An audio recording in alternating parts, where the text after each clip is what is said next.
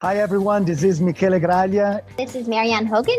Hi, I'm Adrian McDonald. I'm Katie Asmith. Hi, this is Anthony Gasals. Hi, my name is Meg Morgan. Hey, it's Jordan Trofe. This is John Ray. This is Ryan Van Duzer, and you are listening to the Gotta Run Racing Podcast. Hello, hello. Hey, how you doing? We're back with another Gotta Run Racing Podcast. Yeah, it's been a minute. Yeah. I'm not quite sure how we're in the middle of February already, but yet here we are. I guess we've been busy, for one thing. We have been busy with our new website. Yes, just launched today, as a matter of fact. So Wow. Go check it out. We're pretty pleased with it. See what you think, guys. A little bit more information there for you. In addition to 3 of our races have launched for registration. So we've got Lost Treasure coming up in May, Rainbow Trail Run in July, and Island Lake Classic in September. So they're all available to register for now. All right, check it out. And who is on the podcast today? Well, as you know, the Black Canyons took place last weekend out in Arizona. So today we have second place winner, Becca Windell. She's a 37-year-old wildlife biologist, ultra runner, and coach living in Washington State. She's racked up some pretty impressive races in her career, coming in 5th at Canyons in 2022. And she won the Bear 100-miler that same year. And just recently earning her ticket to the big show at Western States. So we're going to dive deep into that race and see how she's going to attack Western this summer. When not running, Becca is the development director of a wildlife conservation nonprofit organization called Home Range. And we'd like to learn a bit more about that too. Sounds like we have a lot to talk about. Sure do. And here's Becca coming up.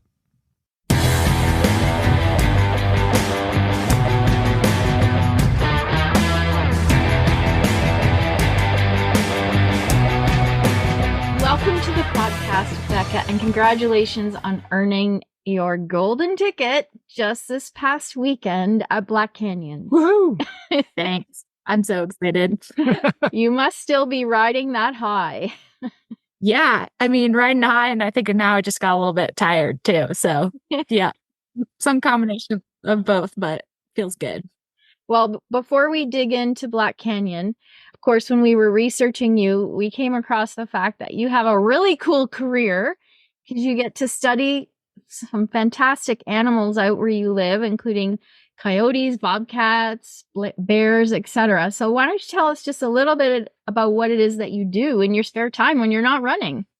Yeah, so I'm a wildlife biologist and actually a coach as well, but on the wildlife side of things, I just started a PhD program this past August. So right now I'm studying chronic wasting disease, which is this wild disease that affects the deer family here in North America. Mule deer, whitetail, elk, moose. Yeah, all of those critters. And it's this disease it's called a prion disease. And there's basically a misfolded protein that goes crazy in their brains and it turns the animals into zombies. So it's, yeah, pretty fascinating disease and one that is starting to have bigger and bigger implications, especially for mule deer populations. So studying that right now, but it just in general, I love studying critters and how they move and behave on the landscape and have done, assortment of different projects. Amazing. Now, tell us about your mission with Home Range. So prior to coming to start this research project here at Colorado State, I co-founded an organization called Home Range Wildlife Research with 2 dear friends and colleagues up in Washington's Methow Valley, and still really involved with the organization. But yeah, our goal there, we had all met on a previous project, a predator-prey project going on up in Washington called the Washington Predator-Prey Project. Mm-hmm. And that, we all met there. And coming out of that, it was pretty cool to just align on a few things that we all together wanted to do and how we wanted to take the field and maybe advance and grow it a bit, where continuing to conduct high quality research in our local community in the Methow Valley was first and foremost one of our goals. And then in addition to that, wanted to develop training programs so that we could provide opportunities to aspiring biologists to gain all of the necessary skills to do field-based research. Right. for wild conservation. Yeah, we'd just seen a lot of amazing, talented younger folks coming out of their undergrads with lots of book knowledge, but also just really desiring opportunities to gain those hands-on field skills and be able to learn those in a supportive environment. So training courses alongside our research, and they all kind of go hand in hand. And then the third pillar of our organization is community outreach and engagement. So just making sure that all the science that we're doing in our valley is both involving our local community and well communicated to our community so that the science is best understood. That's fantastic. Oh.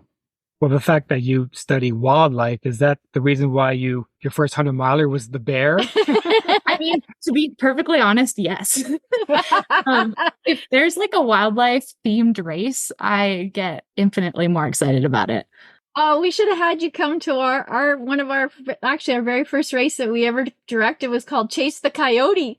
Oh, that's awesome. They're one of my favorite critters too. So, yeah. So tell us about your experience with the bear. That was my first and only 100-miler to this date. And yeah, it was just a magical experience. I mean, the course, so it's in northern Utah, and you end up, it's a point-to-point race, and you traverse this really cool mountain range at peak fall colors. So just everything about it is pretty phenomenal, and had a great day with lots of good friends out on course with me. It's really neat that race you can start having pacers, I think at mile 36. Ooh, so nice. Oh, that's nice. my husband and two of my best friends pace me for different sections. And I don't know, it's just like a really wonderful day. I felt really grateful to be able to live a day in the life. That's not an easy race for your first 100-miler, certainly. Yeah, I think it fit well. And it just, I don't know, it really spoke to me. Like you guys said, the whole bear side of things and chasing like a Wolverine belt buckle, it made it a fun challenge. I assume you know the history behind why it's called the bear. I think we've talked about this on a previous podcast, that there was a famous grizzly bear named Old Ephraim who once roamed the area, and now there's a statue. Yeah, I heard a little bit about that. I think also that sub mountain range is the Bear Mountains too. So it's like a double whammy. But I remember that from story now. I'm gonna have to look into it a little bit more again. Well, they erected a bear statue 10 feet tall near the course. Did you happen to see it? I didn't. I missed that part. So I'm gonna have to go back to Logan and check that out. It's the bear's gravesite. It's where they actually, yeah. Well, that's interesting. I'm going to pace a friend there this fall. I will go visit Ephraim. Well, please send us an Instagram photo. Yeah, for sure. Do. You there. So have either of you done the bear then? No. We chat to people who have done the bear, but it's on our list of a big, long list of races we have to do. Great. I have a similar. And we love races with a theme. We always try to put a theme behind our events, and anything with a theme really attracts our attention. Just make it a little extra fun, right? Absolutely. Absolutely. Yeah. Now, another big race that you competed in was the Canyons in 2021, which you placed 5th. Were you actually going after a ticket at that point? You know, maybe kept that in your back pocket, or were you actively seeking it? Yeah, I think I had just gotten back into running the previous year and was generally like really excited about, I don't know, I guess I just really like races where you can go and race with other amazing people who are going to bring the best out of you. So, and obviously Western States has such a great history and allure to, I think, anybody in the ultra running community, that hard to not want to go after that. I think that was one of the first 100K I ever finished, though. So also didn't have any huge expectations. Well, that was a tough year because that's the year that Beth Pascal won the Canyons and then ended up winning Western States. Yeah, she was amazing. It was really inspiring to watch her. So what did you take away from the Canyons that you brought into Black Canyon? I remember taking away a lot of poison ivy, but I didn't Black Canyon. I think just that course was so tough. And I remember, well, actually, now that I think about it, probably the biggest thing has just been like fueling and really not missing the boat there. Because I think that race was the first time where it's so long that you can't afford to make any mistakes and skip any fuel. I think it was something as small as during canyons, we ran out of the drink mix that I normally use, which has ice in it. And my husband popped like a noon tablet into another bottle, and we were like, okay, it's electrolytes. But, those calories then missed from not having anything. Yeah, can just really put the brakes on quickly. So that was probably my biggest takeaway. It's just really making sure you don't miss any calories. And dialing it in for sure. Yeah. Yeah, that makes sense. All right, let's now jump into Black Canyon. So a little bit of a shaky start with the snow, which may not have been a big issue for you, but I'm sure the delay kind of plays with you mentally. How did you feel about that delay? 2 hours, I believe it was. Honestly, it's kind of funny because I don't know, I got up that morning and I didn't look at my phone at all. And I was journaling a little bit while I ate breakfast and just felt like super relaxed and good.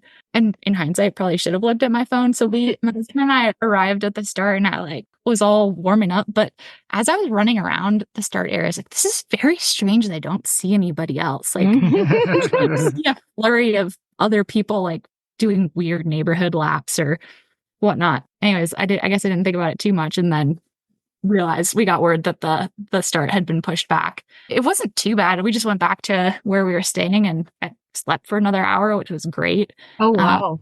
And then hit reset again. Well, that must speak to the fact that you were pretty relaxed if you were actually able to go back to sleep. I would say pre-race nerves would have me just jumping around and figuring out how to spend my time. Yeah. I don't know. Maybe it's a fortunate thing that just life is quite busy right now. So any minute to sleep is just gold. But I'm going to take it where I can. Now you've raced this course before, so you know what to expect. And in a race like this, for some reason, everyone takes off like it's a 5K race. Did you get caught up in the hype, or did you hold yourself back? Yeah, I had a great conversation with my coach beforehand to just explicitly try to temper that excitement, which is really hard because actually as I was starting, I looked over and Jenna Bensko was right next to me, and we'd run together at Grindstone this past fall a little bit, but also just kind of going out together a little bit fast. And we did just both. It was fun to share, to talk with. I think Jenna's coached by David too, and had gotten similar advice. And both of us just lamenting that we what we love is racing, and so going out hard is just sort of in your DNA a little bit, and to temper that takes a little bit of control. But it was fun to have to have somebody else to do that. Yeah, just try to take it a little bit slower out with someone else that was given the same advice anyway. Yeah, exactly. Don't kill yourself. It's a long ways to go. All right. So if you could just take us through the first part of the race up to, let's say, 19 mile, 30 Ks. Were you trying to settle in with a nice pace? What was happening? Was there a lot of jostling there? It was really muddy. The first probably 10 to 12 miles. I can't remember. Somewhere in that range. It was kind of just comical because you really... Also, I remember Jen and I just being like, it is so hard to get momentum going. You just, when you're running through mud, feel like you're trying to move forward, but going a half step backwards at the same time. Yeah, I guess it was just slow, but also I think that took some pressure off. You're like, well, we're just sort of, this is what it is, and have to get through it. But had heard that after we got through that top section that the soils changed quite a bit and things keep draining better. So I also just kind of knew it wasn't going to be forever, and that there was some fast, fun, flowy single track ahead. And then once we hit that, it was great. And Jenna's an incredible downhill runner, so got to follow her down into the Bumblebee Aid. Nice. I can just picture if it was muddy for you guys, imagine what the middle to back of the Packers were dealing with in that section. Yeah, it was slop. And then I don't envy too the 60K runners the next day. Yeah, my friend Brittany was saying that just it was frozen, muddy footsteps the following day too in the 60K. So yeah. Ankle breakers. Yeah, for sure. And that's also a kind of a horse track as well, or not a horse, but cows go through there. Yeah, it's double track. through a lot of there. And it looks like it's open range throughout the area. But yeah, I didn't see any cattle. And how were you at mile 50 Table Mesa? What position were you in then getting up to that area? Hey guys, if you like what you're hearing so far, then check this out. Calling all trail runners to come on out to Mansfield, Ontario this May. The Lost Treasure Trail Race features both a 5 and 10K on the beautiful trails of the Mansfield Outdoor Center. As the story goes, the American outlaw Jesse James buried a barrel full of gold coins stolen from a train on his relative's property somewhere in the hills of Mulmer. You'll earn your very own coin medal when you cross the finish line. Registration is now open. For more info, go to GottaRunRacing.com. Now back to Jody and Norm. So mile 50, I guess after that, Bumblebee aid station started to ramp things up a bit. And yeah, it was like, I guess that section through Table Mesa was really fun because I just was moving up a little bit and able to run alongside a whole bunch of different awesome ladies before I finally caught up with Rachel Drake. And then we had just an amazing time running for, at least I think 10 miles or so together. Wow, that's nice. Less than that, but it was just a great, like super fun, especially to watch her race so, I don't know, just awesomely and tactically. But yeah, so coming into the Table Mesa station, she had just made a great move and was watching that happen. Yeah. Well, since you mentioned Rachel, this is a good time to say that I was reading after the race a quote in Inside Mag that rather than working against each other, you guys were working with each other, which she claims was instrumental to her success. And she says, especially when she teamed up with you over the second half of the race, she said, we're hammering together for a really long time. You're just in it together in those moments and you feel it really strongly. It felt really collaborative. I was running harder than I wanted to, but it didn't feel antagonistic when Dell was forcing me to get the most out of myself. And I'm really grateful for that. And I just love hearing that because you're lifting each other up. You're happy for each other, but yet at the same time, yeah, of course, you're trying to get to the line first. So I think that's in such a competitive field. I think it's awesome that you guys were working together and may the best person win, right? Mm-hmm. Yeah, I mean, even just hearing that again, it's just like makes my heart flutter a little bit. 'Cause it's the fun part, right? I don't know, when you get to share that experience so intimately with somebody, that's really, I think, where so much of the fun of the experience comes from. I'm sure it would have been a fun day if I were alone in no man's land, racing as hard as I could too. But just the being able to share those miles on the trail and, like Rachel said, trying to get the best out of each other, that's really just, I think, where the magic of ultra racing is. Absolutely. Well, that's what our sport is all about, right? Totally. Yep. And when you crossed the finish line finally and they gave you the golden ticket to Western, what was going through your mind? Yeah, I think first and foremost, just seeing Rachel and like celebrating that time together was like the very first thing that crossed my mind. That, and then looking for my husband who got to pace me the last 10 miles because we also had a really fun last little section of rallying together. But yeah, then when Craig handed me the golden ticket, it was pretty cool. Totally surreal because while I went into the race hoping and believing that could happen on the day, it's something I've been dreaming about for a while now, and it doesn't ever seem real, in those first few moments. Where's the ticket? It's in my garage right now. Okay, as long as you have it, that's all that matters. Yeah, I got to make the awkward airport security trip, and it was good actually. Like I wasn't really sure if I was going to be able to bring it home, but I ran into Adam Mary in the airport, and he had gotten one in a previous year and assured me that it would be no problem. So, yeah. Did it fit in the overhead cabin?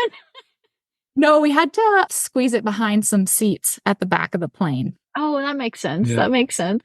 Oh, Yeah. man, I'd love to be on that flight. Yeah. I'd love to be on a flight just with a golden ticket. It's pretty funny the responses you get. People are either like, oh, that's so cool, or you are totally insane. Like you just raced 100K to the privilege to run 100 miles. Who are you?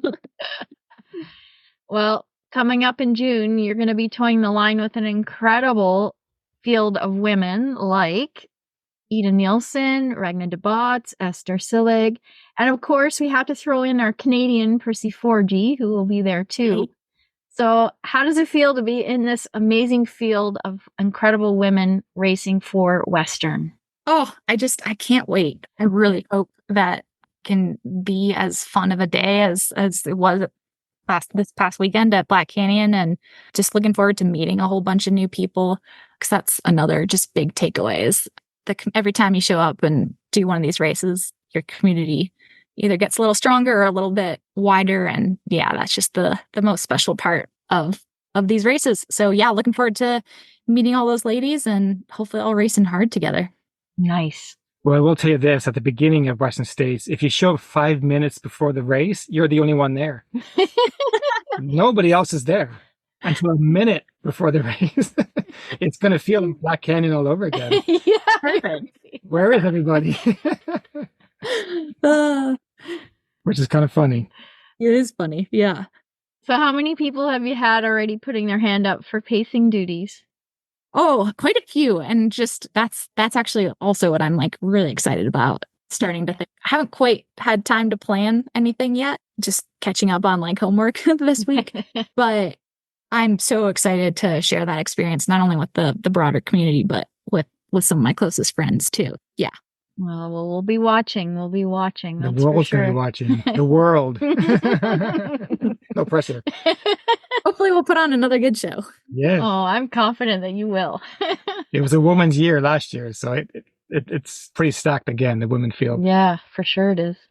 Now, Black Canyon is part of the new World Trail Majors.